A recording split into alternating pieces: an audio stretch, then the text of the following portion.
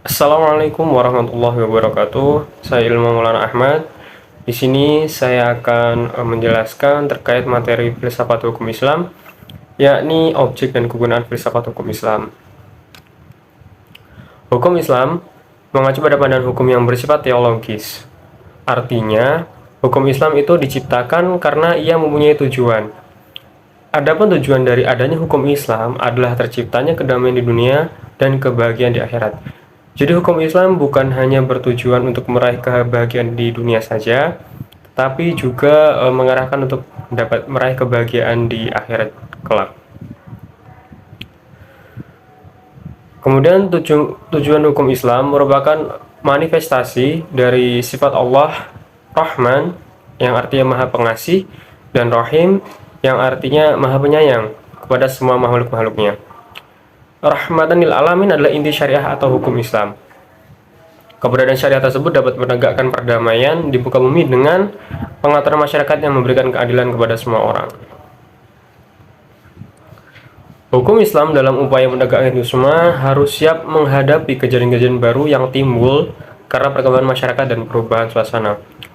Oleh karena itu, keberadaan filsafat hukum Islam akan menegakkan hukum Islam dan memberikan jawaban terhadap tantangan zaman dan merupakan hukum terbaik sepanjang zaman bagi semesta alam.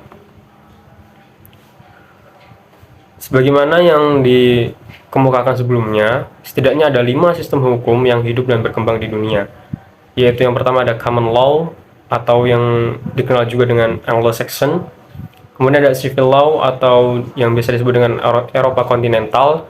Yang ketiga ada custom law, Islamic law, dan sistem hukum sosialis komunis. Adapun manfaat studi filsafat hukum Islam adalah yang pertama, menjelaskan kajian filsafat hukum Islam secara utuh kepada ahli hukum Islam dan memberikan pengetahuan hukum Islam. Kedua, filsafat hukum Islam diperlukan untuk pengkajian secara mendalam terhadap hukum Islam. Ketiga, untuk mewujudkan hukum yang berkeadilan yang senantiasa sesuai dengan kondisi zaman. Yang keempat, pengkajian filsafat hukum Islam memungkinkan pemahaman Islam secara menyeluruh dengan ilmu-ilmu agama lainnya.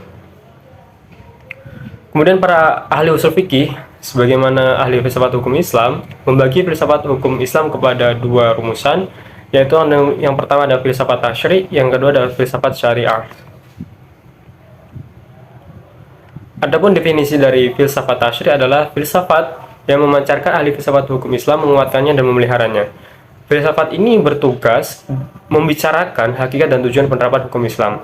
Kemudian filsafat tasyri' itu terbagi dalam 5 jenis. Adapun yang pertama ada daim al-ahkam atau dasar hukum Islam.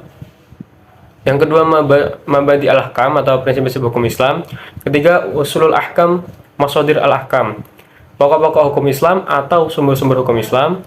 Yang keempat, maqasid al-ahkam atau tujuan-tujuan hukum Islam. Yang kelima, qawaid al-ahkam, kaidah-kaidah hukum Islam. Kemudian definisi filsafat syariah adalah filsafat yang diungkapkan dari materi-materi hukum Islam seperti ibadah, muamalah, jinayah, uqubah, dan sebagainya. Filsafat ini bertugas membicarakan hakikat dan rahasia hukum Islam. Termasuk dalam pengembangan filsafat syariah adalah yang pertama ada asrar al-ahkam atau rahasia hukum Islam, khosais al-ahkam atau ciri-ciri hukum Islam, mahasin al-ahkam atau keutamaan hukum Islam. Yang keempat, tawabi al-ahkam atau karakteristik hukum Islam. Demikian penjelasan materi filsafat hukum Islam yang dapat saya sampaikan. Kurang lebihnya saya mohon maaf. Akhir kalam, hadanallahu wa a'lam minkum wallahu muwaffiq ila aqwamit thoriq. Assalamualaikum warahmatullahi wabarakatuh.